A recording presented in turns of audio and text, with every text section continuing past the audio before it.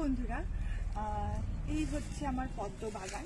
সবে শুরু হয়েছে, মাটি দিয়ে গাছ বসিয়েছি, এই টিউবার।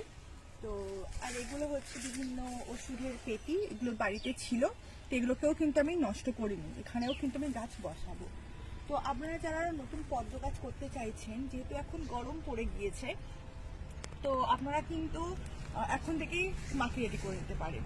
তো পদ্ম গাছ রেডি করার জন্য যে জিনিসগুলো লাগবে সেগুলো হচ্ছে মিনিমাম 1 বছর পুরনো গোবর সার, নয়তো ভার্মি কম্পোস্ট লাগবে, আর লাগবে মাটি।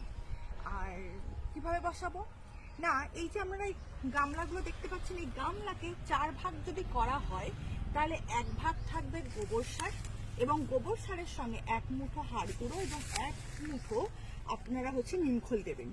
তারপর 2 ভাগ থাকবে নর্মাল মাটি, তারপর ওপরে 1 ভাগ থাকবে জল, কলের জলই ইউজ করবেন আপনারা। তো এইভাবে বসিয়ে মোটামুটি মাটি রেডি করে জল দিয়ে 1 সপ্তাহ থেকে 15 দিন মতন রেখে দেবেন। তারপরে টিউবার কালেক্ট করে টিউবার থেকে জাস্ট এইভাবে এসে একটু এই টিউবার ধরলে জাস্ট টিউবারটাকে এইভাবে আলতো করে বসিয়ে জাস্ট আলতো করে হাতটা চাপা দিয়ে দেবে, ব্যাস এইভাবে রেখে দেবে।